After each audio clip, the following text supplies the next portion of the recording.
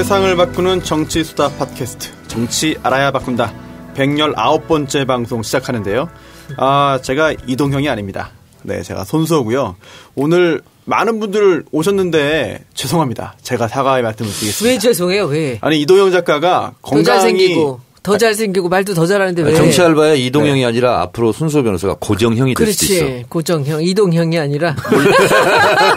몰래카메라인가요? 네. 이동형의 반대로 고정형이야. 우리 제가 좋아하는 사회자 이동형 작가가 몸이 좀 안 좋습니다. 그래서 요양을 좀 취해야 돼서 이번 주까지 부득이하게 제가 좀 급하게 좀 진행을 하겠고요.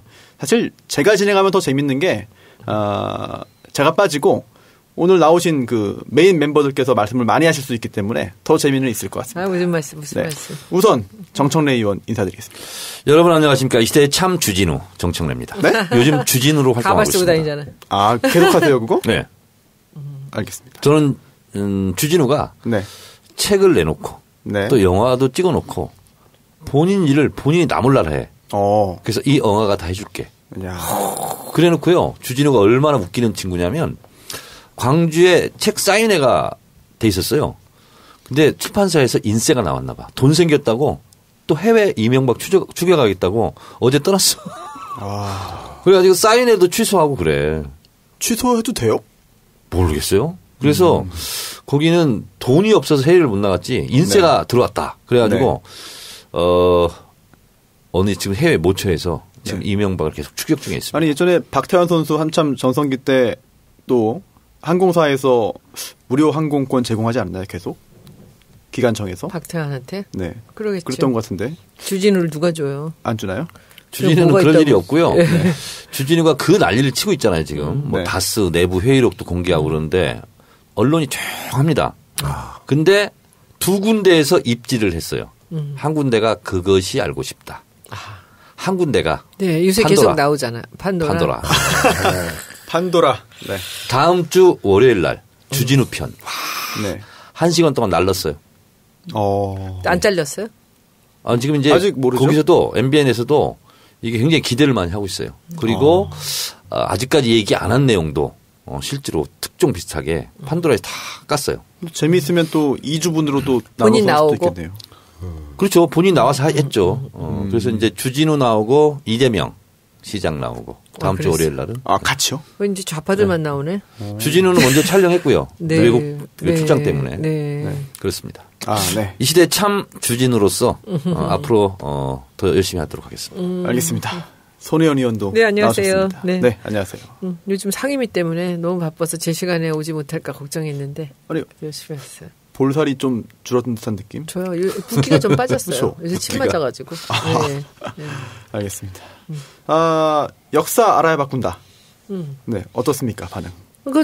그럼 뭐 반응 보고 하는 건 아니고 제가 해야 된다 그러고 했는데 우리 그 부지런한 김성애 보좌관이 옛날에 해놓은 거를 1편이라고 올려놔가지고 네. 그때는 이제 그 전우영 선생님하고 같이 처음 우리가 페이스북 라이브를 하는데 선생님이 이렇게 얘기를 끊지 않으시고 네. 이렇게 길어지고 막 이래갖고 아주 막 뒤섞이면서 굉장히 이상했던 방송이었거든요. 언제 녹음한 거예요?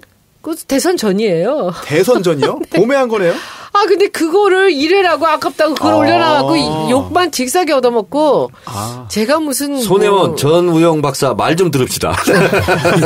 근데 이제 그게 1회가 그랬고요. 2회는 선생님하고 미리 네. 그래서 조율을 다 했어요. 이게 이제 될 수 있으면은 선생님 얘기가 이렇게 단락이 딱딱 나야 되는데 이제 선생님이 이제 끝없이 이어지시거든요. 그러니까 중간중간을 이렇게 질문하고 대답하고 또 의견들 내고 이래야 되는데 그게 잘 안 돼갖고 이제 처음에 굉장히 힘들었고 뭐 그냥 캐주얼하게 떠들고 막 이랬던 건데. 전우영 선생이 팟캐스트 처음 하시는 거죠. 예. 그러니까 그래요. 그건 좀 잘 이렇게 조절을 해드려야 네. 돼. 그래서 이제 2회를 요번에 잘 했는데 목포 갖고. 근데 그 1회 거를 우리 그 바지런한 김성애 1회라고 촥 올린 거예요. 1회가 아니었거든요. 그것 때문에 욕 먹고 왜 그랬냐 그랬더니 아까워서 징계 그랬대. 조치하시기 바랍니다. 김성애 보다가. 징계하면 제가 또 이렇게 전문가니까 그 징계감이에요. 근데 그거 이제 우리가 목포에 내려가서 하기로 했다가 목포에서 이제 난리가 났죠. 목포에 그 바닷가에다가 아파트 짓는다 그래서 난리를 쳤는데 이제 거기 뭐 지역구 국회의원이나 시장이나 이런 사람들이 오랫동안 이제 진행해 왔던 것 같아요. 유달산하고 바닷가 사이에 기가 막힌 자리에. 근데 이제 그걸 반대하기 위해서 이제 했는데 어머 세상에 어제 그저께구나 박지원 의원께서 네. 멋있게 나는 그 아파트 짓는데 반대한다 딱 올린 거예요. 어디에 올렸습니까? 자기 그 페이스북에 올려서 그 기사가 나왔어요. 그래요? 근데 그게 박지원 의원님 지역구잖아요. 그러니까 본인이 이제 이렇게 돌아가는 거 시민단체나 이런 반발 보고서는 본인이 접으신 것 같아서 굉장히 다행스러운 일이었습니다. 네. 그래서 우리 그 역사 알바 2회는 사실 그런 면에서는 굉장히 의미 있는 거였습니다. 3회는 언제 올라오나요? 이제 추석 전에 한번 하려고요. 제가 기대를 원래 하겠습니다. 오늘부터 해외 출장이었거든요. 왜 안 가셨어요? 내일 모레 대법관 표결이 있어요. 해외 출국 금지령. 금지령을 누가 내려서 그런 건 아니고 네. 제가 보기에는 한 표가 너무 중요하고요. 그렇죠. 국회의장도 다 취소하셨는데요. 그래서 저는 사실 굉장히 중요한 미팅이었는데 취소하고 그래서 이제 여유가 좀 생겨서 이제 스케줄 잡아야죠. 사실 오늘도 제가 못 나오는 거였거든요. 원래는. 제가 볼 때는 특별히 오늘 다른 일정 뒤로 하고 나오신 이유가 이분이 특별히 오시기 때문이 아닌가. 뭐 그렇고 그런 건 아니지만. 네, 그런 생각이 드는데 특별 게스트가 오늘 한 분 오셨는데요. 네. 블랙리스트 3관왕. 3관왕에 빛납니다. 네. 이동영 작가와의 또 친분도 굉장히 두터운 걸로 알고 있는데요. 남태우 배우님을 모셨습니다. 네, 안녕하세요. 이 시대 참 블랙리스터 미스터 블랙 블랙리스터 남태우입니다. 네. 뭐 블록버스터 영화는 한 번도 못 나가셨죠. 한 번도 못 나갔죠. 네. 네. 블랙리스터만 되고. 네, 네. 블랙리스터만 됐고 뭐 입질이 서서히 오는 것으로 알고 있습니다. 노태우가 아닌 남태우입니다. 네. 많은 분들이 사실 팟캐스트나 기타 방송 통해서 아세요. 많이 알고 있지만 그래도 혹시 간혹 모르시는 분도 계실 수 있으니까 간단히 소개 한번 해주시면 좋을 것 같은데요. 자존심 상하네. 그래요? 아니에요. 이 기회를 통해서 또 이제 팬이 또 늘어날 수 있으니까. 문성근 선배도 이관왕인데 뭐 굳이 소개까지 이렇게. 참. 9년간 뭐 일부에서는 이런 게 있습니다. 제가 이제 국정원에 좀 증빙 서류를 받을까 싶은 당신 진짜 블랙리스트 맞느냐. 어차피 놓을 거 아니었냐. 이런 비난이 많아가지고 블랙리스트에 선정된 것보다 진보 쪽에 설득하는 게 굉장히 힘든 일이다. 제가 힘든 그런 상황을 겪고 있고, 뭐, 아시다시피 팟캐스트를 여러 개, 사실 뭐, 수다맨들하고 사실남전기 쭉 하고 있고요.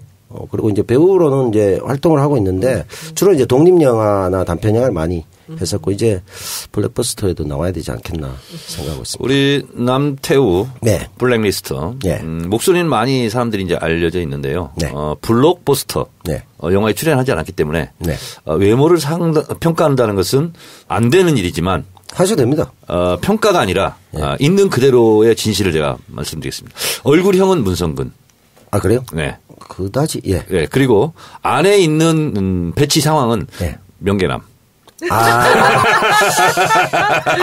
친한 분들이긴 한데, 처음 듣는 얘기인데 듣고 보니까 상당히 근거가 있는 것 같습니다. 그거 있습니다. 특히 입모양이 맞습니다. 명계남하고 똑같이 닮았습니다. 제가 처음 데뷔했던 게 모르고 이제 정선에 갔는데 명계남 선배 대역을 했습니다.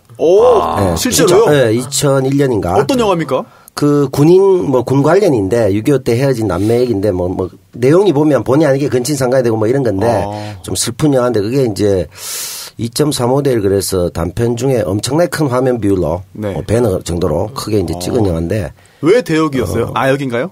아니요. 그게 아니고 상사인데 이 다른 일정이 있어서 조금 늦으셨어요. 그래서 뒷모습 나온 건 제가 다 하다가 다시 나오고 나서는 또 같이 마주보면서 제가 또 다른 역할이 있어서 그 역할도 하고 그런 그 관계였는데 그 잘못된 만남 이후로 서로가 다들 힘들었죠. 하여튼 뭐 얼굴 모습은 문계남처럼 생겼습니다. 근데 제가 참조해 주시기 바랍니다. 옆자리 앉아서 이렇게 뵀는데 그 외모 갖고서는 그 최욱이나 이 박 변호사 이동영 따위들이 그렇죠. 그렇게 나이 많다고 그렇게 구박하고 그렇게 못생겼다고 구박하고 그러는데 제가 보기에는 수술하지 않으신 코라면 참 코가 너무너무 잘생겼고요. 수술하신 겁니까? 제가 수술하고도 블랙리스트가 되겠습니까? 코가 너무 코가 좋습니다. 이 콧대도 그렇고요. 그리고 옆에서 보니까 귀가 어머니 예술이야. 뱃속에서 수술을 잘하셨고 귀가 예술이야. 자연스럽게. 아니 손녀님이 굉장히 좋아요. 아니 굉장히 좋아한다기보다도 저는 남배우님의 그 목소리가 그 굉장히 변별력이 뛰어난 목소리예요. 목소리가 그 울림이 있으면서도 그 약간 저음이면서 기가 막힌 목소리예요. 그러니까 이 연기자가 가질 수 있는 정말 최고의 덕목 그 목소리를 갖고 계세요. 이동영 작가와 비교하면 어떻습니까? 이동영은 그 목소리도 아니지. 그래. 없으니까 신나게 오늘 빼. 저는 이동영을 좋아해 사실은. 네. 마무리가 이상해지네요. 아니 네. 왜냐하면 이동영이 너무 기특해요. 앞에서 내가 칭찬을 못 해주는데 네. 이동영이 너무 기특해요. 맨날 바른 말하고 맨날 앞서서 매맞으면서 나가고 하는 거 저는 굉장히 훌륭하다고 보고. 쾌차를 빌겠습니다. 정말. 그리고 그 이사맨 이번에 유료화하는 거 이런 용기 같은 것도 항상 앞서고요. 예, 저는 참 훌륭한 것 같아요. 근데 요새는 수다맨이 왜 이렇게 댓글들이 다 칭찬 너무 훈훈해가지고 좀 약간 지루하던데. 그런가요? 아직까지 계속 유료화 논란이 많았는데. 그렇게 욕을 하더니 그 댓글이 지금은 너무 훈훈해가지고. 남 배우님. 유료한 다음에 내용 자체가 무료하면 안 됩니다. 이런 분위기입니다. 제가 죄송하게 제가 사과드릴게요. 제가 미리 경고를 이거는 남 배우님이 그쪽에서 하는 건데. 제가 제 캐릭터인데. 근데 서로 경쟁 구도가 성선될 것 같아가지고. 아니 근데 이제 이렇게 참 훈훈한 사람들과 방송을 하니까 기분이 좋습니다. 근데 제가 수다맨들 갖다가 안가에서 항상 제 자리가 지금 남 배우님 자리잖아요. 그러세요? 아무것도 안 보입니다. 네, 좋죠. 벽만 보여요. 근데 지금 제가 이동영 작가 자리에 잠깐 앉아보니까 이게 뭐 그래요? 그래? 오늘 오신 분들 다 얼굴도 보이고 표정도 보이고 좀 전에 종편에서도 카메라밖에 안 보이잖아. 그렇죠. 관객이 없죠. 관중도 없고. 좀 전에 정 의원님 그 농담 조크가 딱 나오는 순간 표정이 약간 굳어가는 것도 좀 보이고. 일단 오늘 좀 분발해서 될 것 같습니다. 보니까 청래당 당원 중에 몇 명이 지금 얼굴이 굳어진 것 같은데 바로 윤리심판원을 열어서 징계를 하겠습니다. 근데요, 요번에 그 두 번째 에피소드 수다맨 들었는데 거기서 그 우긴 터치인가 뭐죠? 우긴 토론. 우긴 토론이구나. 거기서 이번에 남 배우님 너무 잘하셨어요. 너무 웃겼어. 거기서 그거 어떻게 진짜같이 그렇게 반대 의견을 내요? 아니 롤 게임인데 그걸 했더니 주진우 기자를 그렇게 싫어하냐고 막 제가 이제 김성주 씨 실드를 쳤거든요. 그러니까 김성주 주진우 얘기였는데 근데 이게 제가 보기엔 연기자라 그래요. 그래서 그런 얘기를 조금 하시더라고요. 연기자라서 그 자리를 완전히 이 주진우가 잘못했다라는 연기를 하시는데 거의 최후기 이분이 내공이 있는 연기자입니다. 이분도 저와 되게 재밌었어요. 같은 과였어요. 학교 다닐 때. 그렇죠.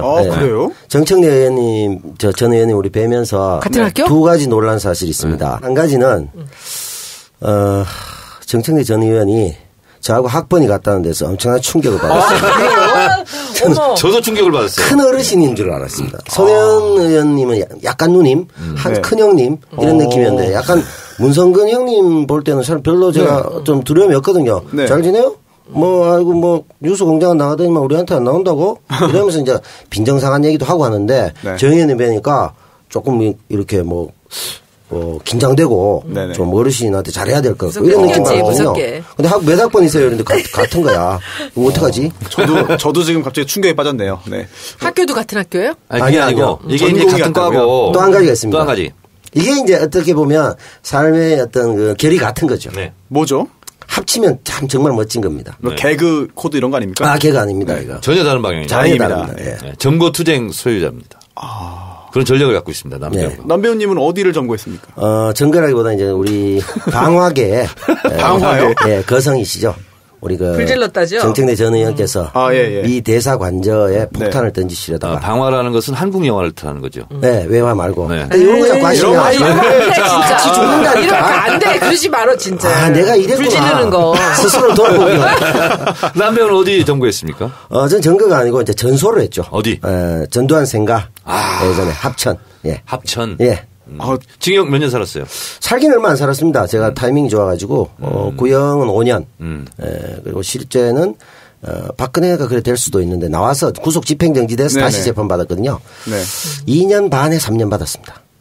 최저 집행유예로? 그러면 구치소에 있던 기간은 어느 정도? 6개월 정도 되네요. 제가 생일이 크리스마스입니다. 40일 만에 부활했죠. 그래요? 고려 만땅 살면 29일인데. 그게 88년도 아니었어요? 네, 맞습니다. 88년 빼빼로 데이. 같이 그때 같이 다 내보냈어 그냥. 그렇죠, 맞아요. 200명이 같이 왔어요. 왜요? 그때 이제 노태우 정부가 청문회 과정에서 노태우 대통령이 워낙 밀리니까 그냥 저는요 다음 주에 재판 일정이 잡혔어요. 그냥 다 나가라고. 구속 취소 청구라는 것도 있더라고요. 뭐 그런 것더라고요. 근데 그게 또 꼼수였던 게 나오고 나서 이제 방식을 바꿨어요. 예전에는 80년 초반 녹화사업 그래서 군에 끌고 가고 이랬는데 그때는 뭐였냐면 야 요거 군인들 물들일까 이런 생각인데 군인들 상태보다는 얘들 집어넣어서 괴롭히는 게 낫겠다 해서 구속 집행정지를 하고 보낸 후에 그 89년 4월 1일부로 실형 2년 미만은 군대에 다시 가게 만들어요. 1년 6개월 살고 또 가는 거예요. 예. 그래서 저 같은 경우에는 그 기만적 조치에 불응하고자 네. 호련히 네. 주민등록을 말소하고 오. 3년간 실종이 됩니다. 와, 그 3년 동안 어디에 있었는지는 차차 확인하기로 하고요. 포항이에요? 예, 포항에서. 그리고 그때 안 가셨어요? 아니요, 또 갔죠. 잡혀가지고. 아니요, 그게 아니고 포천에 불을 보면서 네. 그 당시에는 이제 우리 분위기가 그랬기 때문에 혁명의 불길이 타오른다 하면서 계속 포천 앞에 살라만도 길을 뛰다니고 있었어요. 그 포항 분실인 것 같은데. 뒤에. 그러다가 나중에 92년 돼가지고 YS가 들어선 거야. 네. 그러니까 이제 많은 선배들이 소위 말하는 운동권 선배들이 야 이제 문민정부가 들어섰으니까 합법적 활동이 중요하다. 이 네. 비합법적으로 하면 안 된다. 그래서 갑자기 20대 후반이 됐는데 군대를 가는 게 어떻겠니 이러더라고. 아니 나는 혁명이 될 줄 알았지. 네. 그리고 다시 또 더 심하게 더 슬픈 건 뭐냐면 그 향군법 위반으로 벌금이 30만 나왔더라고요. 네. 가가지고 검사가 마약 담당인데 이분한테 좀 깎아달라. 네. 안 된다. 그때 나 그게 있는 줄도 몰랐어. 카드 6개월 할부로 해라 이러더라고. 그래가지고 30만 원을 내고 다시 또 군에 갔습니다. 그래서 20대 말에 제대를 이게 했죠. 제일 참 힘든 코스인데. 최악이죠 그냥. 네. 네. 근데 저는 제가 깔끔하게 실형 2년. 네. 풀로 다 사셨네. 네, 풀로 다 살았죠. 만기 출소. 제목이 뭡니까? 7가지 돼요. 국가보안법, 집시법, 화염병 위반법, 주거침입, 도로교통법 위반, 화약, 총포, 도검류 뭐 위반. 도검류. 그렇지. 7가지. 저는 현주 건조물 방화, 특수고무집행방해, 폭력, 그리고 감옥에 있는데 재단 이사를 해서 박근혜를 몰아냈거든요. 그 국정감사가 최초로 일어났을 때 88년도에. 네. 그리고 나서 이제 이기고 나서 국내 최초로 총장 직선제를 그 영남대학에 하거든요. 이번에도 이제 그 문제가 됐지만 조윤재도 있고. 그때 그 건으로 인해서 지금 그 더불어모당 위원장 하던 사람이 있어요. 더불어모당. 예, 더불어모당의 이 친구가 강목을 휘둘러 가지고 국회의원들. 그 당시에 누구였냐면 돌아가시죠. 김동영, 최각규, 뭐 박성무, 뭐 그다음에 제일 강력한 공화당의 최각규였나요? 최각규. 그렇게 있었는데 그때 그것 때문에 제가 위원장이었기 때문에 감옥에 다시 와가지고 국회의원 폭행건으로 폭력을 하나 더 달아라. 또 달았습니다. 독박 다 썼죠. 제가. 그러니까 연기를 이제 본격적으로 시작하면 잘하실 것 같아요. 원래부터 본격적으로 하고 계신 있었습니다. 거예요. 안 아니, 불러줬어. 본인은 본격적으로 했지만 네. 다른 데서 본격적으로 안 받아줬잖아. 그렇죠. 이제 새 세상이 됐으니까. 네. 근데 정 의원님도 방화도 있죠. 방화 미수. 미수. 그러니까 여기 미수는 안 치거든요. 미수 안 치죠. 불길이 네. 나와야지.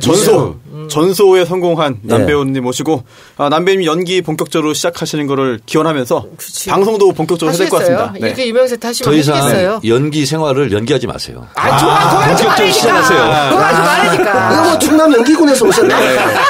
가까워요. 그때나 또 연기가 보이는 것 같아요. 정말. 정의현님 정말 그 80년 후반에 머무르신 것 같아요. 이래가지고 어떻게. 그러니까 우리가 정치인의 현주소예요, 이게. 네, 참 정치인. 우리 손혜원 의원님은 참 영상인 아니십니까? 영상 이거 촬영의 대가로. 그 무슨 폰인가 모르겠습니다만 그 이걸 모르시면 또 아이폰이구나. 너무 그렇지. 아이폰에 이거 핑크 골드 해가지고 이 난리가 났었는데. 애플에 CF 들어오시겠습니다. 알겠습니다. 그 정도 촬영장을 하신 분은 선배 국회의원 중에 유일하시니까. 됐어요. 새 역사를 창조하셨어요. 아니, 폰만 들면 그쪽 당에 100여 명이 기절해버리더라고. 깜짝 놀랐어요. 그 다음에 안 나타나잖아. 실정. 다시는 로텐도어에서 이제 잘 안 사실 것 같아요. 자, 손수호 변호사 사회 보세요. 네. 이동영 작가의 고충을 제가 오늘 약 15% 네, 체험을 하고요. 광고 잠깐 들으시고요. 다시 돌아오도록 하겠습니다. 어휴, 어디서부터 시작해야 할지 막막하네. 왜? 무슨 일 있어? 나 예전부터 전원주택에서 사는 게 꿈이었잖아. 땅부터 덜컥 샀는데 딱히 아는 건축사도 없고 인터넷 뒤져봐도 누가 믿을 만한 건축사인지 모르겠단 말이지. 그래? 그럼 대한건축거래소에 의뢰해봐. 너 집 들일 때 우리 집 봤지? 그거 대한건축거래소에 의뢰한 거야. 대한건축거래소? 온라인에서 간편하게 의뢰만 하면 나에게 딱 맞는 건축사를 매칭시켜주는 거지. 건축사와 직접 미팅을 해보니까 신뢰가 확 가더라고. 정말? 지금 당장 의뢰해야겠다. 이름이 뭐라고? 대한건축거래소. 살고 싶은 집을 살고 있는 집으로 쉽고 빠른 건축 중개 서비스. 대한건축거래소를 검색창에 검색해보세요. 와, 사장님, 이 커피숍은 커피 맛이 달라요. 가게 분위기도 끝내주는데요. 그래? 그럴만도 하지. 우리 가게는 맛있는 커피의 비밀이 담겨있는 웨일즈빈의 원두를 받고 있거든. 웨일즈빈? 웨일즈빈! 가장 맛있는 최상의 원두 납품. 성공적인 커피숍 창업과 경영을 컨설팅합니다. 웨일즈빈! 실질적인 커피숍 영업 비밀을 공개해드립니다. 웨일즈빈 대표의 저서, 커피 디자인과 문화체육관광부 지정 우수 학술 도서, 맛있는 커피의 비밀, 오랜 경험과 과학적 지식을 바탕으로 담아낸 맛있는 원두. 웨일즈빈의 원두는 카페 납품과 함께 개인 판매도 하고 있습니다. 어디에서도 맛볼 수 없는 숙성 원두, 풍부한 향미와 엄청난 감칠맛을 자랑합니다. 전화 문의는 032-719-7884로 전화 주시면 자세히 상담해 드립니다. 검색창에 웨일즈빈을 검색해 주세요. 네, 첫 번째 들으신 광고는 대한건축거래소, 줄여서 대건소 광고였는데요. 건축이 필요한 건축주와 건축사를 연결시켜주는 중개 서비스입니다. 이게 건축 중개 서비스가 뭐 신축만 생각하기 쉬운데요. 그게 아닙니다. 신축뿐만 아니라요. 리모델링, 용도 변경 등 포함해서 건축사가 할 수 있는 모든 영역 다 가능합니다. 특히 요즘에는요. 상가주택에 신축, 리모델링 많은 의뢰가 들어오고 있다고 하는데요. 부담 갖지 마시고 상담 의뢰해 주시면 아주 자세하게 상담에 응해 준다고 합니다. 대한건축거래소 기억해 주시고요. 기억하시죠, 손 의원님? 대한건축거래소가 영문 회사 이름 지어서 네, 의원님께 한번 검토 한번 의뢰하기로 했는데 아직 연락이 없네요. 예, 대한건축거래소 사장님. 네, 댓글로 주시면 제가 밑에 댓글 달겠습니다. 영어 이름 한번 좀 보내주시기 바랍니다. 대건소. 네. 두 번째, 웨일즈빈 광고인데요.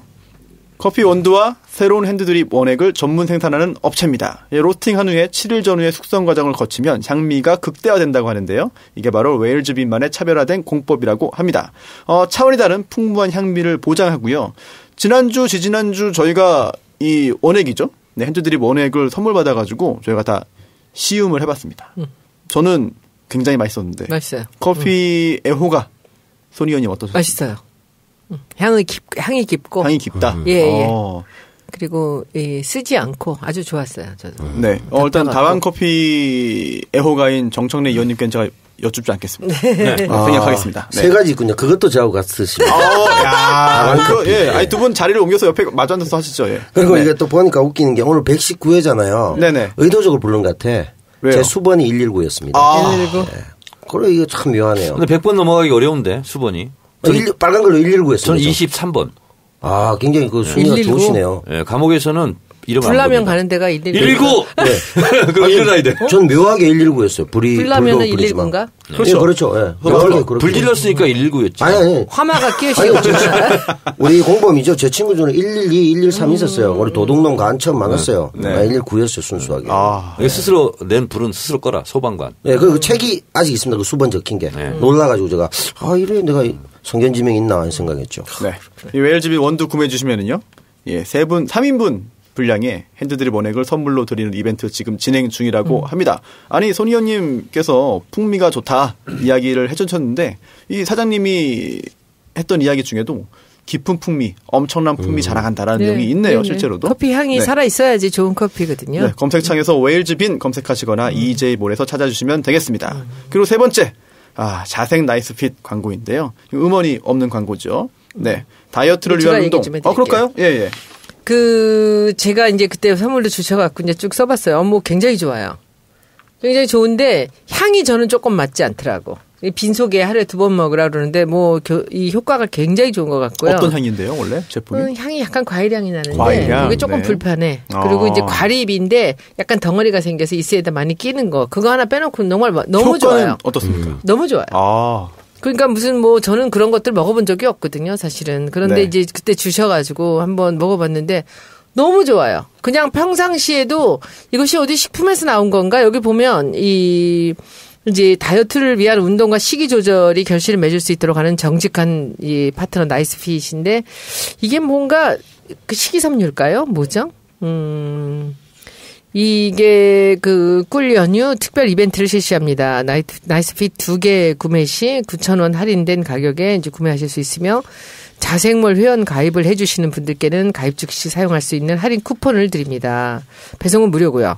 한번 이거 여성분들은 한번 써보실만 해요. 몸에 이제 대사가 좀 원활하지 않다든지 그리고 소화 잘 안 되시고 이런 분들도 다 좋을 것 같아요. 한번 몸 안에 적폐 청산하는 거라고 돼 있습니다. 그래서 나이스한 핏을 뱃살만 빼준다 뭐 이런 얘기 아니겠습니까? 아, 네. 예, 그러니까 몸 안에 쌓인 그 노폐물 같은 거를 좀 이제 해결해 준다라는 건데 좋은 것 같아요. 다이어트라기보다 먹을 거 다 먹고 그리고서는 그냥 몸에 뭔가 이제 적폐들이 쌓이지 않게 하는 그런 건데 전 아주 좋습니다. 아, 네, 감사합니다. 추석이라서 광고도 많이 들어오고요. 또 또 이 광고 많이 해주시는데 또 광고에 또 효과가 있으면 더욱더 또 원활하게 운영되지 않을까 싶은 생각이 드는데요. 아무튼 많은 그런 관심 부탁드리겠습니다.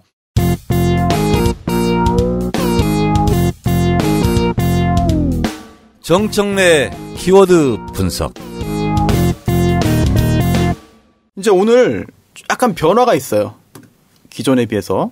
보통 이제 정청래 키워드 분석 2개를 몰아서 한번 했지 않습니까? 예, 두 번째 날에. 그런데 하루에 하나씩 한번 시도해 보겠습니다. 그래서 오늘 우선 정청래의 키워드 분석을 하나 하고요. 그다음에 시국 현안에 대해서 이제 세 분의 고견을 듣는 시간을 좀 갖도록 하겠는데요. 첫 번째 뭡니까? 정청래의 키워드 분석. 문성근. 아, 그 배우 문성근 씨 네, 말씀하시는 그렇습니다. 거죠. 네, 시작할까요? 1953년 5월 28일생. 맞습니다. 네. 아버지 문익환, 어머니 박용길. 박근혜 1년 후배. 네. 네. 그렇습니다. 대학. 서강대학교 무역학과 출신이고요. 잘 아시는 것처럼 아버지 문익환 목사님은 유신 통치 때 3.1 구국선언에 처음으로 시국에 참여하셨고 그 전까지는 성경을 번역한 최고의 히브리어 권위자였습니다. 상당히 실력 있는 아버님이 문익환 목사님. 네. 그리고 어머니 박용길 장로님도 아주 독실한 크리스찬이셨고 형은 먼저 작곡하셨죠. 문호근 감독. 그리고 그 부인께서는 성악가. 부인은 모릅니다. 네, 그렇습니다. 부인이 있습니까? 네, 그렇습니다. 어떤 분의 세종대 부인이요? 음대 교수도 하셨고요. 어떤 분의 부인이요? 국립 문성근. 아니에요. 무슨 소리예요? 문호근. 예, 그럼 부인은 제가 아는데. 네. 놀래라. 문호근. 문호근 선생. 형수. 연출가. 네네네. 그렇습니다. 그 집안은 아주 다 그냥 레이더로 훑으셨네. 다 아세요, 이렇게 세 분 다. 저만 모르네. 그 형수님이 제 문광희 할 때 피감기관이었습니다. 국립 발레단인가 무용단인가 거기 단장이셨어요. 근데 그 형수도 똑같이 정권 교체 우리가 당하고 나서 불이익을 많이 당했죠. 자, 문성근 안전하고 탄탄한 직장을 다니다가 연극을 하고 싶어서 1985년 한시연대기로 데뷔를 했고 연우무대. 재미를 본 것은 칠수와 만수. 그래서 30대의 가장으로서 연극을 뛰어든다는 것은 거의 집안은 돌보지 않겠다. 거의 그 주진우의 삶을 살겠다. 그렇죠. 연극을 하는 순간 수입은 없다. 아니 주진우 기자는 월급은 있잖아요. 그렇습니다. 월급 있으면 뭐예요? 그 다 MB 추적기 하면서 다 가산 탕진하고 그렇습니다. 돈만 생기면 MB 찾아다니는데. 근데 하여튼 그 당시에는 대단한 결단이었고, 근데 왜 직장을 그만뒀느냐? 누가 물으니까 자기가 부품처럼 돼가는 것 같다. 한 기계에 그런 삶을 살고 싶지 않다. 그래서 연극계에 뛰어들었는데 의외로 칠수와 만수가 대박 히트를 하면서 직장에 다니는 것보다 돈을 더 벌었다. 월급을 더 많이 가져갔다. 그 영화 전에 연극이었나요? 그렇습니다. 그리고 영화는 생각해 본 적이 없다고 그럽니다. 자, 그런데 같은 일을 하는데도 이 영상으로 만나니까 더 많은 사람을 만날 수 있고 그래서 영상에 이제 진출을 하게 되는데 문성근 배우가 두각을 나타냈다고 할까? 그때가 이제 경마장 가는 길. 제대로 벗으시고 이렇게. 그렇죠. 그들도 우리처럼. 하여튼 영화에도 많이 출연했었고 그리고 상도 나무주연상을 많이 받았습니다. 총룡상 많이 받았죠. 남태우 배우는 한 번도 받지 못한. 저는 노미네이트 된 적이 없습니다. 그렇습니까? 저는 얼마 전에 그 의상상에 잠시 의상상 받지는 못했습니다. 제비족이었는데 그 냉장고 바지를 목에 두고 그러다가 이제 배우로도 성공하고 SBS 개국 이래 그것이 알고 싶다. 네. 사회자로서 맹위를 명성을 떨치고 있었고 아주 잘 나갔죠. 근데 갑자기 그만둡니다. 왜요? 손숙 씨 있죠. 네. 연극계 대선배. 그렇죠. 배우가 네. 너무 그런 시사 프로그램에 고정적으로 오래 출연하다 보면 네. 배우로서의 성공하기가 어렵다. 잘 나갈 때 그만둬야 되는 거 아니냐. 그래서 당장 그만뒀습니다. 본인이 혹시 그 장관을 너무 짧게 하시가 그런 거 아닙니까? 그런 건 아닙니다. 그건 훨씬 전의 일입니다. 그렇습니까? 네. 그리고 나서 운명처럼 노무현 대통령을 만납니다. 그래서 2001년도 노사모에 가입하죠. 그때 친구였던 명계남 이분이 노사모 대표를 하고 되게 있었습니다. 늦게 만나셨네요, 생각보다. 일찍 만났습니다. 그런가요? 명계남 씨의 주장은 대학가의 연극의 그때 히어로는 명계남이었습니다. 그렇죠. 근데 문성근은 그때 얼굴도 못 찾아봤다고 봅니다. 명계남 씨의 주장입니다. 그러면서 명계남 씨가 항상 주장하는 것이 연기도 못하는 것이 항상 문성근을 평가할 때 이렇게 평가합니다. 지금도 그렇습니까? 지금도 그러고 있습니다. 야 서로 그러고 있습니다, 지금. 서로요? 네. 소신인 걸로 알고 있습니다. 네. 제가 명계남 선생 환갑잔치 사회를 봉화마을에서 봤습니다. 그때 이제 문성근 배우가 꽃다발하고 가져왔는데 뭐 축하하네 뭐 이렇게 했어요. 그러니까 명계남 배우가 네가 어떻게 나하고 친구냐 이 새끼야 어린 놈이 이러면서 화를 내시면서 한 살 어립니다. 한 살이요? 예, 52, 53. 네, 이창동 감독이 54 이렇거든요. 네. 다 친구 먹었어요. 네. 그런데 이제 그때 모든 그 환갑잔치를 빙자한 사실 이것이 모든 게 문성근의 대권 프로젝트다. 명계남은 이용당하고 있다. 그러니까 바로 좋아하시면서 맞다. 평생 나를 괴롭히고 이용한다. 이런 얘기 하시죠. 세 명이 영화계 삼총사 아주 우정이 깊은 그런 관계인데요. 이 세 사람의 우정은 우리가 본받을 필요가 있습니다. 네. 자, 노사모에 들어가서 문성근 씨가 독자적으로 노문모를 조직합니다. 뭐죠? 노무현을 사랑하는 문화예술인의 모임. 노문모. 그래서 많은 사람들을 문화예술계 인사들을 영입을 하죠. 그리고 노무현 후보 지지 선언을 이끌어냅니다. 그러면서 노무현 대통령 당선에 공동 1등 공신이 되죠. 문성근, 명계남 이렇게 됩니다. 자, 그런데 이 문성근 씨가 이 정치권이라고 할까요? 이 시사계에 발을 들이는 것이 이창동 감독의 권유였습니다. 그게 필요합니다. 서로 밀었잖아요. 스크린 쿼터. 스크린 쿼터 이제 투쟁을 하는데 문성근 씨가 무슨 뭘 글을 썼대요. 그리고 이창동 감독이 글을 잘 쓰는 소설가 출신이니까 좀 봐달라 해서 수리한 문장을 고쳐줬는데 하기가 두려웠대. 그랬더니 이창동 감독이 나보고 쓰라가더니 왜 그걸 발표를 안 하냐. 빨리 해라. 빨리 해라. 그래가지고 문성근 씨가 발표하고 연단에 오르는 계기가 됐고 그것이 이제 노사모 활동을 하게 되는 이렇게 이제 이어졌다고 그럽니다. 문성근 씨의 삶은 노무현 대통령을 대통령으로 만든 이후 고난의 행군을 시작합니다. 15년 동안 그랬습니다. 실제로 참여정부 때부터 출연이 많이 배제당했습니다. 왜냐하면 같은 여권 인사이지만 그래서 또 안 되고 그래서 또 안 됐습니다. 왜냐하면 저 노무현 대통령 백 믿고 저 출연하는 거 아니야? 뭐 이럴 수 있을까 봐. 원래 주연 배우인데. 그렇습니다. 근데 이런 일이 있었습니다. 노무현 대통령이 당선되자마자 최초로 문화부 장관을 제안합니다. 그게 문성근입니다. 그렇죠. 근데 문성근은 내가 이런 한 자리 얻으려고 이렇게 활동한 것이 아니다. 그리고 그런 오해가 생기는 것에 대해서 자기는 그 오해를 불식시키겠다. 세월이 그것을 증명할 것이다. 나는 다시 본업인 배우로 돌아갈 것이다. 이렇게 하고 장관을 미뤄요. 그래서 이창동 장관이 했다는 그러니까 있습니다. 그 서로가 밀고 민 거네요. 그렇습니다. 왜 발표 안 하냐? 이래가지고 자기가 또 밀고. 폭탄 돌리기를 한 겁니다. 그러니까 왜 장관 안 하냐? 네가 해라. 그렇지. 이렇게 된 거네요. 네, 그래서 이제 이창동 장관이 거절을 못 하고 한 거죠. 그 이후로 문성근 씨는 실제로 잘 나가는 배우 생활을 거의 마감하고 산속에서 지냅니다. 일산의 정발산. 정발산. 그쪽에 살고 있는데요. 최근에 백석으로 있어요. 그렇습니다. 전화를 하면 산에 있습니다. 늘 산에 있었군요. 늘 산에 있었습니다. 그래서 산에서 그 어떤 외로움과 고독 이런 것을 달랬고 저도 집 근처에 한번 갔는데 산에서 내려오더라고요. 그래서 점심인가 저녁을 먹는데 등산복 차림이었습니다. 등산화에. 그렇게 어떻게 보면 그것이 알고 싶다 이런 진행을 하면서 톱 스타로 활동을 하다가 노무현 대통령을 만들고 나서는 지금까지 15년 동안 이렇게 지냈는데 노무현 대통령 시절에는 본인이 사양한 것도 많이 있을 거예요. 그러나 이명박 대통령 이후로는 블랙리스트에 찍혀가지고 모진 고초를 당했고 오늘에 이르렀습니다. 또 문성근 씨 이야기에 따르면은 사찰도 당했다. 그렇습니다. 뭐 정말 탈탈 털었다. 이창동 감독 포함해서 명계남 씨도 포함해서 그런데 나온 게 없지 않느냐라는 이야기도 얼마 전에 인터뷰에서 한 것 같습니다. 네. 문성근 뭐 많은 분들이 지금 문화예술인계에는 82명이 뭐 블랙리스트에 올랐다. 그리고 KBS, MBC, SBS까지 그런 배제 문건이 있었다. 네. 그리고 그 배제 문건의 끝자락에 남태우 배우도 있었다.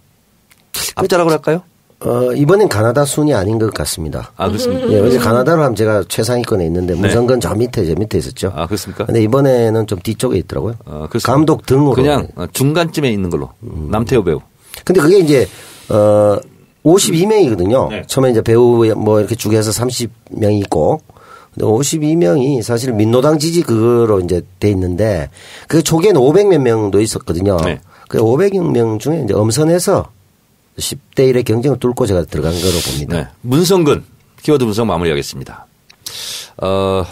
피는 못 속인다.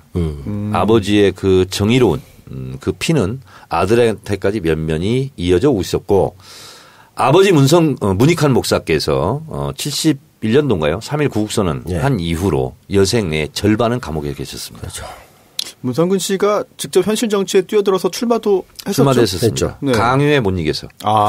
부산에서. 이번에 부산 나가셨으면 무조건 되는 됐죠. 거였어요. 네. 혹시 뭐 현실 정치의 뜻은 지금 없나요?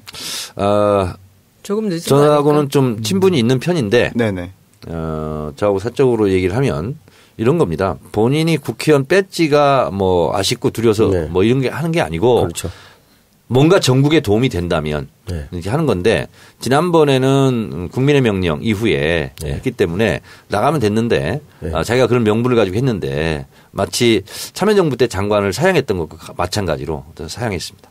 특히나 이제 문성근 씨가 요즘에 또 언론의 중심에 서 있는 게 직접적인 피해자잖아요. 네. 블랙리스트뿐 아니라 국정원이 세금으로 운영되면서 참 낯뜨거운 그런 사진을 합성해서 네. 사이트에 유포하고 이런 직접적인 그 국정원의 행태의 피해자이기 때문에 이번에 또 검찰에서도 피해자로서 참고인 조사까지 했는데 이게 참 이해할 수 없는 일들이 많다. 그동안은 이 얘기에도 잘 사람들이 안 믿었거든요. 그런데 몇 년 지나고 보니까 다 정말 실제잖아요. 그래서 결국은 이제 문성근 씨라든지 기타 뭐 김혜준 씨, 뭐 김규리 씨 등등 피해를 본 그 문화예술인들이 어떻게 해서 그동안 실제로 배제되었는지 이런 것도 다 밝혀내야 될 것 같아요. 저는 이제 문성근 씨랑은 몇 가지 이렇게 얽히는 인연들이 있어요. 아주 오래전부터. 근데 이제 가장 최근의 인연으로는 그 신영복 선생님이 2012년인가요? 총선이 몇 년도였어요? 대선이 12년이었는데? 총선도 12년이었나? 그렇죠. 네. 그때 그 문재인 후보가 그 로고를 신영복 선생님한테 글씨를 써달라고 그랬어요. 신영복을. 네. 선생님이 기꺼이 써주셨는데 다른 국회의원들이 몇 사람이 좀 써달라고 그랬어요. 네. 그랬더니 내가 모르는 사람한테는 써줄 수가 없다고 하면서 딱 문성근, 문재인 이렇게 둘만 써주셨어요. 그때 부산에서 쌍문. 나올 때. 쌍문. 네. 그래서 그때 했을 때 이제 그때 받고 저는 사실 굉장히 오랜 인연인 게 저랑 현대 양행이라는 회사 입사 동기예요. 네, 제가 77년도 들어갔거든요. 첫 직장. 네, 첫 직장. 저는 기획실에 있었는데 그분은 이제 이쪽에 공장 쪽에 있었나 봐요. 현대양행 지금은 어떤 회사예요? 지금은 현대 두산중공업. 두산중공업. 창원에 있는. 네. 두산중공업? 네, 130만 그러면 평. 대한중공업이었다가. 아니. 현대중공업이었다가 이제 두산으로 됐죠. 대한 아니에요. 네. 그런가요? 원래 옛날에 한라그룹에 있었는데 그게 이제 그때 제가 78년도인가 그때 회장님 인터뷰하러 갔을 때가 창원에 130만 평 땅을 바라보면서 회장님이 여기다 내가 공장을 질 거라고 했던 데가 지금 창원시예요, 거기가. 그리고 거기가 두산이 됐거든요. 근데 그 현대양행 저랑 77년도에 같이 입사를 했고 제가 같은 곳에서 일을 했더라고요. 그리고는 이제 또 하나는 저하고 가장 절친한 친구의 또 가장 절친한 친구가 이 문성근 씨의 엑스와이프예요. 그래서 우리는 그때부터 알았어요. 이 친구가 굉장히 걸출한 친구였어요. 경기여고 나오고 서강대인가? 어딘가 나왔는데 둘이 연애해서 이제 결혼했는데 그러니까 부인이 워낙 유능한 애고 그리고 그 부인하고 제 다른 친구 하나가 이제 초등학교 동창으로 그때 이제 다녔는데 그 문성근 씨 부인에 대한 칭찬을 그렇게 해요. 자기는 저렇게 천재 같은 애를 본 적이 없다고. 초등학교 다닐 때부터 그렇게 1등하고 똑똑했던 애고 그래서 문성근 씨랑 결혼해서 살면서도 자기가 회사를 다녔고요. 돈을 계속 벌었고요. 나중에는 그 무역회사를 해서 돈을 잘 벌었어요. 그러니까는 문성근 씨가 회사를 다니다 그만두고 연극을 시작한 게 좀 그게 좀 편하게 할 수 있었고 그리고 더 기가 막힌 거는 연극을 시작하실 때 그 여느 무대의 대표가 저하고 같이 광고 일을 하던 그 이상훈 선생님이라고 지금 한혜정 교수예요. 카피라이터인데 그분이 한시연대기나 칠서만수를 쓰신 분이에요. 그분은 카피라이터를 해서 광고 카피로 돈을 벌으면서 그 돈 번 거를 연극계에다 갖다 붓던 분이에요. 그래서 제가 그 첫 번 공연을 갔어요. 그래서 그때 제가 지금 이렇게 보여진 배우들을 그때 봤죠. 여느 무대를 아주 늘 집에 가는 길에 늘 가가지고 아주 아지트 같이 그 위에 카페에 맨날 가서 살았었던 그런 기억이 있습니다. 근데 이제 여기 와가지고는 너무 재밌었어요. 제가 홍보위원장을 와서 그냥 개고생을 하고 있을 때인데 그때 하루는 전화가 왔어요. 문성근 씨가 자기 문성근이라고 둘이 직접 만난 적은 없었거든요. 문성근이라 그러면서 한번 밥을 한번 사주겠대요. 나 고생한다고. 저 갔더니 이창동 감독님하고 두 분이 나오셨더라고요. 그래서 그냥 아무 이유 없이 제가 너무 언론에 두들겨 맞고 그 문재인 대통령 시킨다고 나 왔다고 하면서 이제 난리가 났을 때예요. 그때 이제 밥을 사주신다 그래서 그때 이창동 감독님 보고 이제 문성근 씨 봤죠. 그러고 나서부터는 제가 이창동 감독님 참 좋더라고요, 저는. 그래서 그 뒤로도 이제 몇 번 뵀습니다. 지금 그 버닝이라는 영화 크랭크인 했습니다. 이창동 감독님. 그래요? 어제 한배 평화재단 창립식에 갔는데 이준동 감독, 이창동 감독의 동생. 한배 제작자. 한국 베트남인가요? 아닙니까? 한국 베트남. 그분이 미안해 베트남 운동. 그 작품의 제작자고 감독이 이창동 감독. 그렇죠. 지금. 아니 남배우님도 문성근 씨하고 굉장히 친분이 두텁지 않나요? 그렇죠. 굉장히 흥미로운 에피소드나 이런 거 일화 있습니까? 너무 많았죠. 많은데 일단 지금 보면 블랙리스트 관련해서 제일 먼저 이제 문자를 보낸 게 이제 민형사 소송 진행한다고 얘기하는데 이게 보면은 82명에게 다 보낸 것 같아요. 문성근 씨가 이분들 이제 참여해달라. 네, 내용이 뭔가요? 내용은 이제 그거죠. 촛불에서 배웠다. 내가 움직여야 바뀐다. 그래서 예술가가 작품으로 말하는 거지 하고 참고 있으면 안 된다. 빨리 수사를 촉진시켜서 지금 제대로 진상규명해야 된다 이런 내용인데 여기에 7명이 문자가 적혀 있어요. 지금 이제 나머지 이제 70여 명이 더 해야 되겠죠. 소재기에 동참한 분이 7명이다 현재까지. 그게 이제 이게 했는지 잘 기억이 안 나는데 여기 보면 이회수, 김미화, 김여진, 문소리, 남태우, 김규리, 문성근 7명입니다. 다른 분들도 하시기 바랍니다. 이렇게 돼 있어요. 어떻게 생각 있으신가요? 이런 걸 전혀 물어보지 않는 관계이기 때문에 그냥 넣었구나. 당연식으로 그냥 그렇군요. 변호사는 김용민 변호사. 그래서 제가 참 민변. 유성 간첩 조작 사건. 순일이 이끌었던. 유성 맞아요. 김용민 변호사. 김용민 때문에 많이 힘들어요. 마포 을에 서강동에 살고 있습니다. 김용민 변호사. 쌍용 아파트에 살고 있습니다. 유성 사건은 제가 볼 때 엄청난 사건입니다. 아파트까지 다 공개를 하시는군요. 네. 진짜 지역구를 다시 탈환하겠다는 의지가 숟가락까지 다 하시고. 머릿속에 부동산 지도가 다 들어가 있습니다. 지금. 손희연님께서 나중에 못 주겠다. 내 땅이다. 그럴 리가 없습니다. 이럴 리가 없죠. 그럴 리가 없습니다. 정치 알바를 계속 들으셨으면은 그런 걱정 안 하실 것 같습니다. 제가 그 얘기했다가 많은 욕 먹었습니다. 왜 조선 의원을 정계 은퇴시키냐고. 아니 그분 강남 가서 할 수 있는데. 그런 말씀하십시오. 이동명이라는 자가 주장했습니다. 저는 그때 그럴 뿐이 아니다.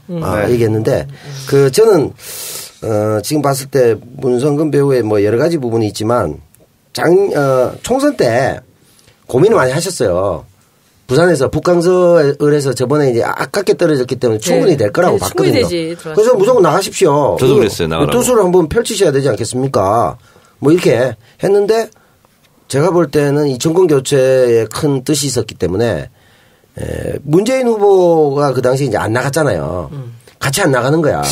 그래서 그래서 내가 보고 아니 대의도 좋지만 다 된 밥에 문재인 후보가 안 간다고 또 안 나오면 어떡합니까? 그러니까 내가 안 나가줘야 그림이 정권교체 맞다는 거야. 실제로 그렇게 됐잖아요. 시민의 날개 또 하느라고. 그것도 있었고. 그때도 제가 사회를 봤는데 그런 면에서 보면 상당히 이분은 그 대의라는 걸 중시 여기는 그런 면에서는 오히려 정치인으로서도 상당히 결이 좋은 분이라고 약간 보죠. 지나친 청렴 결백주의 같은 거. 정반대의 인물도 있습니다.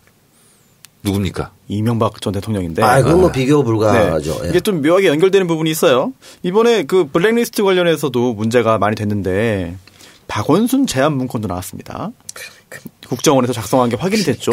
그래서 네. 박원순 시장이 이제 MB를 고소하겠다, 고발하겠다라는 거예요. 입장을 밝혔는데 뭐 여기에 대해서는 뭐 어떻게 생각하시나요? 잘하신 거죠. 박원순 제안 문건이 나왔어요. 그게 이제 진선미 의원실을 통해서 이제 공개가 됐는데 아니라고. 국정원 문건이 아니라고. 그때도 뭐 네. 자기들이 뭐 작성했다 안 했다 이런 것보다도 문서 서식이 다르다 뭐 이런 식으로. 그때 폰트가 다르다. 뭐 그런 식으로 은근슬쩍 넘어가기는 했었어요. 근데 이제 거기 보면 뭐 다 나오죠. 네. 박원순 시장을 어떻게 제압하고 뭐 보수단체 동원해서 뭐 데모하고 관제 데모하고 이런 게 다 나오죠.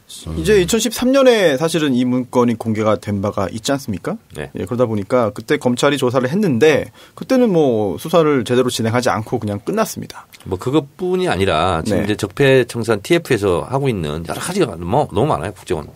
이번에 제대로 손을 봤으면 좋겠는데 네. 하여튼 지금의 국정원 좀 의지는 좀 굉장히 네. 넘쳐 나오고 있습니다. 예. 가능성은 어떻게 보십니까? 정 의원님 같은 경우에는 이번에 검찰에서 뭐 어느 정도의 의지가 있겠느냐? 우선 이게 이제 언론에 아직 공개된 건 아닌데 정치 알바를 통해서 제가 아는 것을 알려드리겠습니다. 감사합니다. 국정원 1차장, 2차장, 3차장에서 2차장이 국내 정치 파트였거든요. 네. 2차장을 없앴습니다. 국내 수사 안 한다고 없었습니다. 했죠. 예. 그리고 국내 정치 등 정보 수집을 했던 것이 8국구국입니다. 그쪽도 뭐 지역구처럼 잘 알고 계시네요. 네, 8국구국을 없앴습니다. 그리고 지금 8국구국에 종사했던 국정원 직원 숫자는 제가 말씀드리지 않겠습니다. 지금 다른 부서로 이동 중에 있습니다. 굉장히 의지를 보이는 저는 그걸 중이네요. 보면서 굉장히 의지가 높다 이렇게 생각하고 대공 수사권도 폐지하겠다 스스로. 네. 한 가지만 더 하면 좋을 것 같습니다. 어떤 겁니까? 대통령 직속기관의 해체입니다. 그럼 국정원이? 어떤 식으로 바꾸는 게 좋을까요? 예를 들면 총리사나 무슨 위원회로 만든다든가 예. 네. 이렇게 하면 됩니다. 그래서 대통령 직속기관이 아닌 예. 기관이 유럽 같은 경우는 많이 있습니다. 근데 이제 국정원 내부 조직 개편은 국정원 차원에서 할 수 있지만 사실 국정원 법을 바꾸어야만 사실 국정원의 위상을 바꿀 수 있는 거 아니겠습니까? 네, 그렇습니다. 그렇다면 야당에서는 어떻게 볼까요? 국정원에요. 국정원법에 2차장 뭐 없애고 8국, 9국 없애고 이런 거 있잖아요. 네. 이런 것은 법 개정상이 아닙니다. 네네. 그렇다면 내부 이제 조직 개편. 그건 대통령한테 보고해서 승인만 받으면 됩니다. 대통령 직속인 체계를 그렇다면 뭐 다른 쪽으로 바꾸자. 이거는 그거는 법 개정상입니다. 어떻게 야당을 어떻게 하는 게 설득이 용이할까요? 제가 국정원 개혁 그때 하자 2013년, 14년 할 때 네. 실제로 제가 국정원 개혁 방향 중에서 이렇게 해야 된다 하고 제가 6가지를 주장한 적이 있는데 네. 그 중에 하나가 별로 사람들은 주장하지 않았지만 대통령 직속기관이기 때문에 부수부리의 권력을 휘두르고 대통령 독대권은 노무현 대통령 때는 안 했지만 다른 대통령 다 하지 않습니까? 예. 그래서 항상 대통령이 유혹을 느낄 수 있는 친위부대이기 때문에 그걸 해체하고 국익을 위한 제대로 된 정보기관으로 탈바꿈하려면 그것도 해야 된다라고 제가 주장을 했었습니다. 그때 상당히 그 해안이 있었는데 대부분 그런 주장은 잘 못했거든요. 당연히 그냥 대통령 직속 권력기관이다 이렇게 생각했죠. 네, 그러니까 대통령 직속기관 해체는 아마 저 혼자 주장한 걸로 알고 있습니다. 정 의원님 예전에 의정 활동하실 때 정보위 활동도 네, 하셨죠? 정보위 간사를 간사까지 하셨군요. 네. 그러면 저 항상 궁금했던 게 비공개로 이제 보고받잖아요. 네. 그 다음에 언론 상대로 브리핑을 이제 하지 않습니까? 주로 야당 간사가 많이 하더라고요. 네. 그럴 때 어디까지는 공개해도 되고 어디까지는 안 됩니다. 이런 거를 국정원에서 이야기를 해주고 그걸 존중하나요? 개인적인 궁금증입니다. 그것도 이제 뭐 언론에 공개된 건 아니지만 제가 공개를 하면 네. 국정원장이 와서 브리핑을 할 때 이것은 언론에 릴리스가 되면 좋겠다. 예. 국회의원들의 입을 통해서 네. 이렇게 의도적으로 목적 의식성을 가지고 하는 경우도 있고요. 대놓고 말을 안 해도 그렇습니다. 뉘앙스가 그런 예, 게 그래서 있군요. 대체적으로 대북 정보 이거는 새누리당이 다 합니다. 새누리당 간사가. 근데 이제 우리 야당이었으니까 야당 역할 입장에서는 분담이 돼 있는 겁니까? 자연스럽게 암묵적으로? 됩니다. 네. 네. 그러니까 저희 야당 입장에서는 어떻게 하면 국정원장의 입을 열게 할까. 그래서 뭐 쓰리 쿠션도 들어갔다가 뭐 별의 짓을 다 합니다. 그래서 발표를 할 때 그것도 이제 기술인데요. 브리핑 실력입니다. 사실은. 그러면 예를 들면 이렇습니다. 손수 국정원장 이러한 네. 것은 어떻게 생각합니까? 그럼 말을 못하는 경우가 있어요. 근데 그걸 받아들이는 거 해석하는 것은 야당 간사인 제 몫이에요. 그렇죠. 제가 이렇게 질문했더니 저를 응시를 하고 있는데 저는 동의하는 표정이었다. 그건 제가 해석이거든요. 허위사실 유포가 아니거든요. 정말 자의적인 해석. 그렇죠. 제가 말을 했을 때 고개를 푹 숙인 듯 하다가 다시 고개를 들면서 이렇게 고개를 쌀래쌀래 흔드는 걸 보니까 이거는 부인하고 있는 것 같았다. 예를 들면 있잖아요. 그래서 정보위 간사는요. 볼펜을 놓고 계속 속기사처럼 적어야 됩니다. 그리고 브리핑은 이제 여당 간사는 여당 간사가 하고 싶은 대로 야당 간사가 야당 간사 하는데 대체로 국정원장이 말실수를 안 하는데 가끔가다 실수하는 경우가 있습니다. 그래서 그거를 한 가지만 제가 공개해드리면 네. 저는 이미 알고 있었어요. 열린우리당 때. 근데 국정원장이 말을 했는데 대북 제재 관련해서 송유관을 틀으면 어렵다. 그때까지는 이게 공개되지 않은 거였어요. 근데 그것을 국정원장이 얘기했어. 근데 야당인데 제가 얘기했어요. 이건 보안 사항인데 국정원장이 이렇게 얘기하면 되냐. 그랬더니 아유, 죄송하게 됐습니다. 이건 브리핑 안 해 주셨으면 좋겠습니다. 그건 제가 안 하려고 그랬어요, 원래. 네. 왜냐하면 그게 알려지는 것이 국익상 도움이 안 되거든요. 근데 지금 이제 다 공개됐어요, 그게 또. 네. 예를 들면 이제 그런 경우는 있어요. 알겠습니다. 오늘 또 이명박 전 대통령 관련해 가지고 여러 가지 또 문제점이 있고 또 수사로 진행될 가능성도 충분히 있기 때문에 한번 좀 짚어봤고요. 나머지 광고 듣고 다시 오겠습니다. 무르피는 관절 및 연골 건강에 도움을 줄 수 있는 건강기능식품입니다. 관절의 불편함 개선, 관절 구성 성분 제공, MSM과 속단 등 복합 추출물이 함유되어 있으며 당신의 관절 건강에 도움을 줄 수 있습니다. MSM의 인체 적용 시험 결과 12주 섭취 후 관절의 통증, 뻣뻣함, 운동 기능이 뚜렷하게 개선됨을 확인하였습니다. 평소 관절이 불편한 부모님이나 운동을 많이 하는 분들 또는 무릎을 많이 사용하는 모든 분들께 권합니다.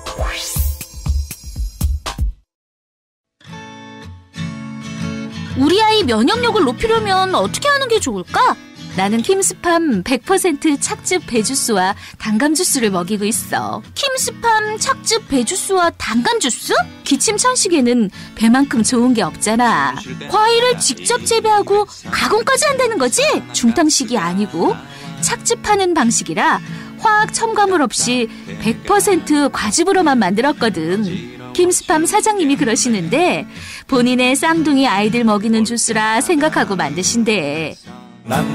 대한민국 미래의 건강한 농업을 위해 6차 산업을 준비하는 킴스팜을 믿고 구매해주세요. 킴스팜은 100% 착즙 배주스와 단감 주스 그리고 대봉곡감을 판매하고 있습니다. 킴스팜.net과 주문전화 010-6338-3526으로 연락주시면 친절하게 안내해드리겠습니다.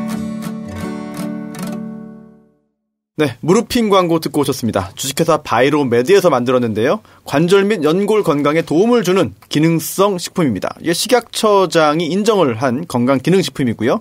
관절 건강관리가 필요한 중장년층은 물론이고 노년층 더더욱 그렇겠죠. 계단 오르내리기 불편하신 분, 관절을 많이 사용해서 보호가 필요한 분에게 매우 좋습니다. 특히 추석에 또 어르신들 많이 만나봐야 되는데 튼튼한 무릎 선물하실 분들은 네이버나 다음에서 무르핀 검색하시면 되겠습니다. 홈페이지는 curemall, curemall.co.kr입니다. 두 번째 들으신 광고는요. 킴스팜 광고인데요. 명절을 맞아서 다시 돌아왔습니다. 배주스가 굉장히 유명했죠. 네, EJ 때부터 정치알바, 청정구역까지 두루두루 광고를 해주는 그런 업체인데요. 이제 많은 엄마 아빠 청취자들이 가족 건강을 위해서 계속해서 구매해주고 있다고 합니다. 100% 착즙 배주스 또 강황 배주스가 사랑을 많이 받고 있는데요. 명절 맞아서 특히나 배 선물 세트를 주력 상품으로 판매하고 있습니다. 킴스팜 또는 킴스팜 과일을 검색하시거나 홈페이지 주소는요. 킴스팜 .net이네요. kimsfrm.net으로 오시면 되고 대표번호 010-6338-3526입니다. 그리고요. 택배 마감이 26일이기 때문에 그 전에 미리미리 주문하셔야 안전하겠습니다. 아이고 광고가 많네요. 광고가 네, 네, 광고 굉장히 많네요. 네. 광고 하나 있습니다. 네네. 네. 다음 주 목요일 9월 28일 9.28 저녁 7시 서울 수목의 날인데 이곳 이제 안가에서 뭘 합니까? 주진우 책 사인회 합니다. 네. 청래당 네. 중심으로 하는데 청래당 아니어도 오셔도 경찰에 신고하지 않겠습니다. 9월 28일? 네. 9.28 수복날. 몇 시라고요? 7시에 저의 약간의 강연이 있고요. 네. 8시에 주진우 기자 출연해서 약간의 토크가 있고요. 그럼 보통 8시에 오겠군요. 예. 7시부터 올 겁니다. 옵니까? 한 자리도 없는데. 네. 그러면 그날 주진우와 네. 참 주진우 네. 두 분이 다 그렇습니다. 기대되네요. 아니 그러면은 그날 책을 사와야 됩니까? 오면 살 수 있습니까? 될 수 있으면 구매해서 오시고요. 네. 여의치 못한 분들은 현장에서도 판매가 가능합니다. 읽고 와서 내용을 알아야 입장할 수 있습니까? 그거는 별개입니다. 책을 안 읽어도 여러 권 사면 됩니다. 안 읽으면 여러 개 사야 된다. 7권 사가지고 노끈을 묶어서 베개로 배우자면 됩니다. 네. 그게 좀 책이 의외로 얇네요. 그러면 다 들어옵니다. 머릿속에. 목이 수직으로 되는 건 아니죠? 아니, 5권, 제 책은 5권이었는데 주진우 책은 7권 정도. 조금 지혜의 깊이가 네네. 주 기자가 낮네요. 네. 남 배우님. 예. 배우를 왜 배우라고 한지 아세요? 평생 배우라고. 왜 그래? 그 얘기 하실 줄 알았어요. 네. 나도 그 얘기 할 줄 알았어. 제가 제작진의 주의사항을 들었습니다. 네. 정청래 의원의 조크에 넘어가지 결코 마라. 반응이나 리액션 하지 마라. 네. 그럼 계속한다. 그쪽으로 갔다가 같이 죽는다. 넘어가지 마라. 네. 아니 오늘 되게 그럼 잘하시는 넘어오세요. 거예요. 되게. 그리고 또 한 가지는 이 정통 정치 평론 프로그램이기 때문에 네. 절대 웃기지 마라. 그래서 제가 지금 안 웃기고 계속 있지 않습니까? 감사합니다. 굉장히 힘듭니다. 그게 더 웃깁니다. 너무 힘듭니다. 아니, 노력하는 게 보입니다. 아니, 원래 오늘 손 의원님께서 해외 출장 일정이 있었는데 취소하셨잖아요. 네. 그 이유가 바로 김명수 대법원장 네. 후보자 네네네. 인준인데 네. 지금 현재 당내 상황은 어떻습니까? 21일 날 2시에 하기로 했어요. 네. 네. 그러면은 오늘 합의했어요. 의장님이 네. 그 당대표들하고 21일 날 2시를 네. 잡았는데 네. 지금 뭐 물밑 작업 엄청나게들 열심히들 하고 계시겠죠. 전망이 어떤가요? 모르죠 뭐. 그냥 뭐 안개 속이죠. 지금 자유한국당하고 바른정당은 당론으로 반대죠. 네. 그렇죠? 그럼 좀 국민의당은 어떻습니까? 국민의당은 뭐 안철수는 계속 목리를 부리면서 네. 자기 뭐 자율투표 한다고 하는데 아마 지난번에 제가 잠깐 말씀드렸지만은 그 김동철 원내대표는 그 뭐 찬성 쪽으로 그 지난번에 헌법소장 때도 굉장히 그 강요를 했고 그 찍고 사진을 찍어갖고 인증샷을 갖고 나오라 그랬대요. 그래서 14명 인증샷을 갖고 왔다는 거야. 그래요? 네. 근데 20명이 할 줄 알았는데 14명밖에 김명수 대법원장 후보자 임명 동의안 통과됩니다. 몇 표로 통과되느냐? 160표 내외로 통과됩니다. 근거가 뭡니까? 이것이 틀리면 손혜원 의원 손에 장을 지지겠습니다. 진짜요? 네. 웃기고 있어. 근데 저는 160까지는 아닐 것 같고요. 이게 굉장히 위험한 게 지금 저는 이 본선이 이번 같아요. 본선이요? 김희수는 워밍업이었고 네. 이 지금 아마도 이 헌법재판관. 안철수 대표가 제가 보기엔 MB 아바타 맞는 것 같고요. 네. 이 사람이 지금 그 막아야 될 것은 대법원장 아닐까라는 생각이 네. 들고 네.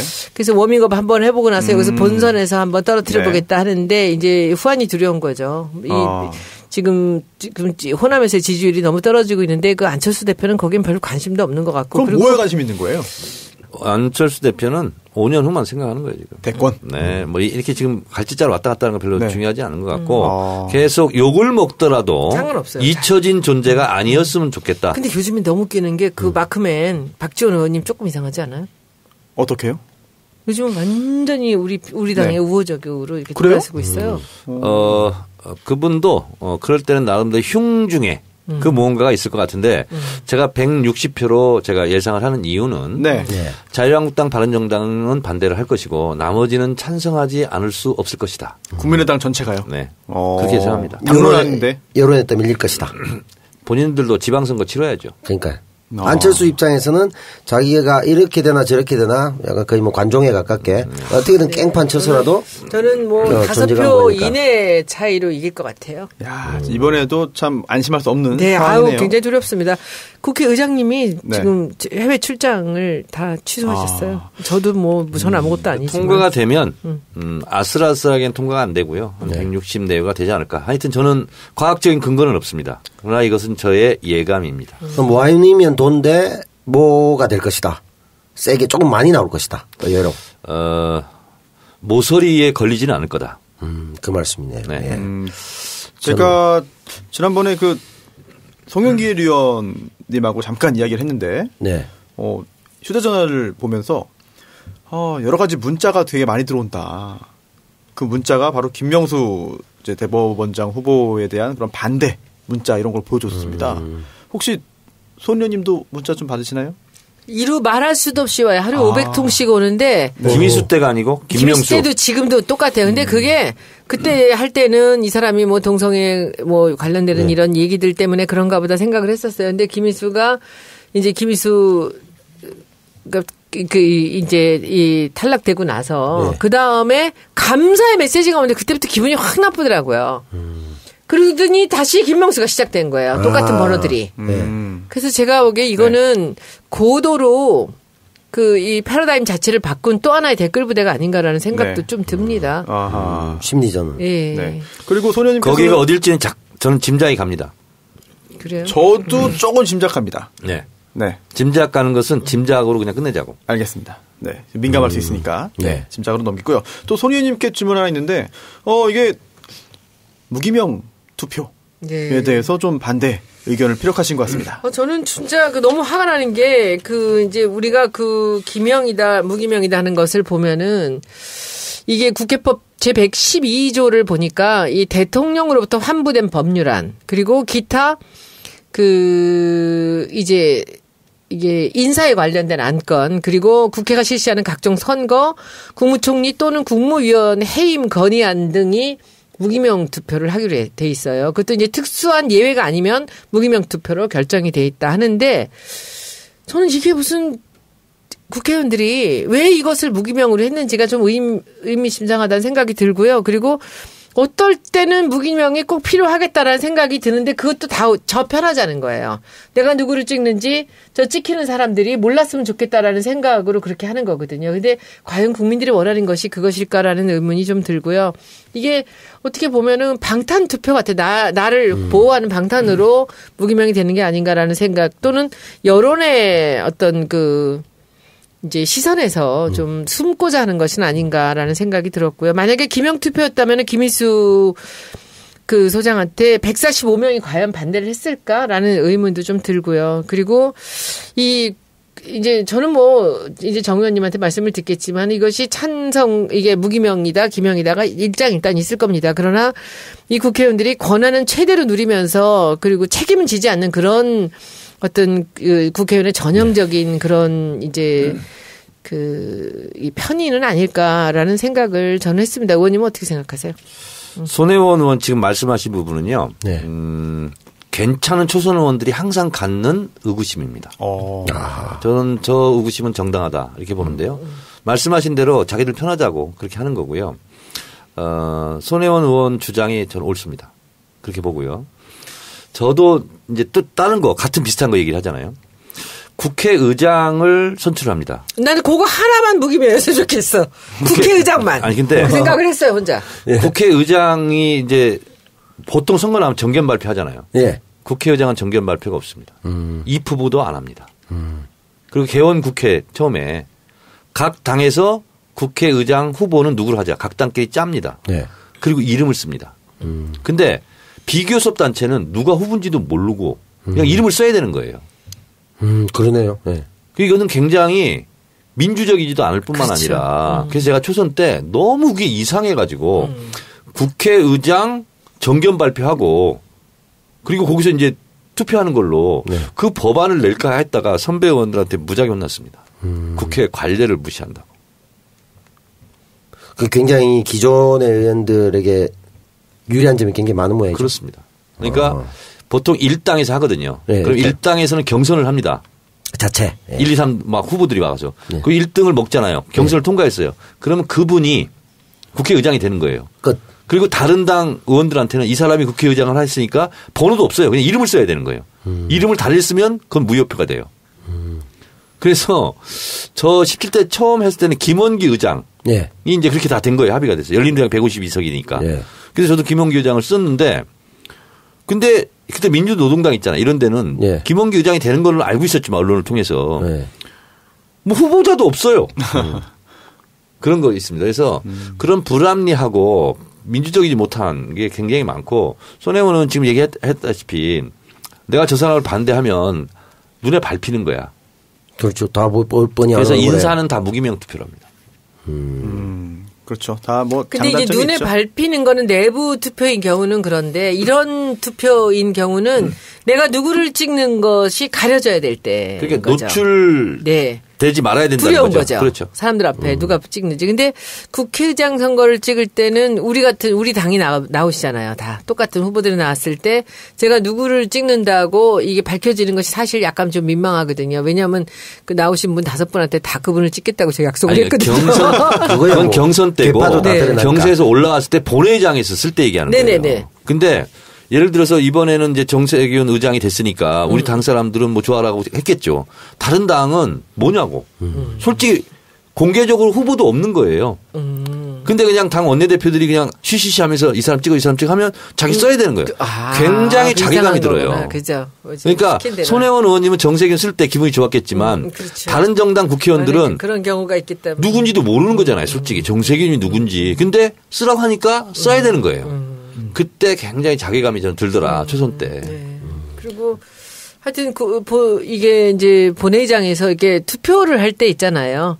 법안 같은 것들 이렇게 할 때 이 법안에 대해서 잘 알지 못하는 게 많잖아요. 근데 그게 각 상임위에서 전부 다 법안 소위를 통해서 올라오기는 해요. 네. 그들이 알아서 잘해서 올라오겠지만 어떨 때는 하기 싫은 게 있어요. 그러면 다른 사람들도 보면은 다 보류를 하거나 반대를 하는 경우들도 있더라고요. 그래서 옆에 선배들한테 이렇게 물어봐가면서 저도 가끔씩 수틀릴 때는 그냥 반대를 해버리고. 그러니까 그게 뭐냐면 이제 재선쯤 되면 뭐가 보이냐면 제가 그랬어요. 왜냐하면 정청래가 이걸 반대한다 그러면 따라오는 사람들이 있어요. 그래서 예를 들면 이거는 뭐 당론하고도 관계없이 이건 무조건 반대를 해야 돼. 그러면 제일 먼저 반대를 제가 딱 누릅니다. 그러면 정청래 이름에 빨간 딱 나와요. 그러면 제가 이렇게 딱 보잖아요. 그러면 따라서 이렇게 되는 경우도 있어요. 왜냐하면 그 법에 대해서 다 모르잖아요. 근데 소신 있게 반대하는 경우는 그 법에 대해서 아는 사람들이 보통 리딩자 역할을 리더 역할을 해요. 딱 누르잖아요. 그러면 어차피 통과될 거라면 그래도 소신 투표를 했다. 그래서 30-40명씩 빨간불이 막 들어오는 거야.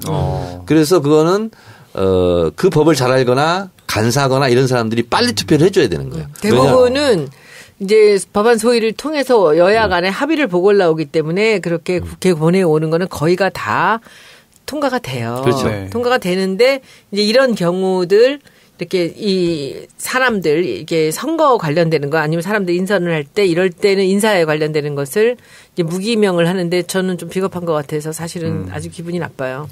네, 국회 이번에 또 한 번 중요한 표결을 하게 되는데 네. 좀 모두의 좀 바람대로 네. 통과되기 위해서 좀 대법원장 공석이 헌정사상 아직까지 한 번도 없었지 않습니까? 네, 초유의 그런 공백 사태가 발생하지 않기를 바라겠고요. 네, 그게 국회의원이 하는 일을 국민이 모르게 하라. 라는 그런 큰 뜻이 있지 않았을까. 알려지면은 불리하니까 욕이나 또 먹으니 가뜩이나 먹는 욕 또 먹으라고. 네. 그런데 이제 아닐까. 국회를 제가 좀 대변하자면 네. 이제 남배부까지 그렇게 얘기했는데 이제 그런 부분이 좀 있긴 있어요. 있는 거고 특수활동비나 뭐 이런 것도 이제 그렇긴 한데 국회는 굉장히 투명화되고 언론과 국민들로부터 굉장히 감시를 많이 받는 네. 그런 헌법기관이 됐어요. 근데 감시의 사각지대가 있습니다. 그게 바로 이제 검찰, 네. 법원, 개혁해야 돼. 선관위 뭐 이런 데입니다. 각종 우리에게 음모론을 만들어 주시는 네. 그분들. 두 번째 키워드 분석 이제 다음 시간에 해야 되는데 공개해 주시죠. 공수처. 아, 바로 또 검찰 관련된 그런 내용 준비를 해오셨군요. 네. 알겠습니다. 그럼 여기까지로 119번째 시간 마치도록 하고요. 119번. 아니 표정이 지금도 표정이 약간 또 깜짝 놀란 표정이었어요. 네. 아니 너무 오랜만에 듣는 그렇습니까? 깜짝 놀라네. 네. 119번 면회. 들컥. 근데 아, 오지 마라 남배우님은 그랬잖아. 여기랑 좀 맞으시는 것 같아요. 제가 원래 젠틀하고 점잖은 스타일입니다. 그렇지. 아니 웃기지 않으려고 노력하시는 모습이 오늘 아주 애처로웠습니다. 네. 아니에요. 제가 아주 지적인 스타일이기 때문에. 120회도 함께 해주실 거죠? 그럼요. 네, 저 주변에 뭐 막말하거나 비아냥대거나 정치자 조롱하거나 간족거리거나 그런 새끼들이 많아요. 굉장히 점잖으신 분들. 사람들하고 방송하니까 훈훈합니다. 120회는 좀 이번엔 좀 유머도 한번 자연스럽게 해주시기를 저는 기대하겠습니다. 120회에 아주 재미있는 얘기 해드릴 게 있어요. 네, 기대하겠고요. 네. 그러면 여기까지 해서 119회는. 더 이상 좌시하지 않겠습니다. 네. 알겠습니다. 예. 마치도록 하고요. 저기 이분 하시는 그거, 이 아재 개그 좀 좌시하지 마세요. 예. 예. 결이 다르다는 걸 보여드리겠습니다. 식욕 다 떨어지고요. 어디 권력욕 하나를 버티고 있는데 그러면서 좌욕을 하고 있습니다. 자, 알겠습니다. 그 부분은 항상 왼쪽 보면서 욕을 합니다. 권력욕이 제가 없기 때문에 정 의원님하고 저하고는 빠킹 날 일전이 없습니다. 함께 갈 수 있습니다. 네, 알겠습니다. 함께 갈 수 있습니다. 이동영 작가가 건강 문제 때문에 잠시 자리를 비워가지고 어설프게 제가 끌고 왔는데 하여튼 전화위복의 기회가 됐으면 좋겠고 다시 120회에서 인사드리겠습니다. 전화기 위에 복을 올려놓으면 전화위복이 됩니다. 감사합니다. 네, 수고하셨습니다. 감사합니다.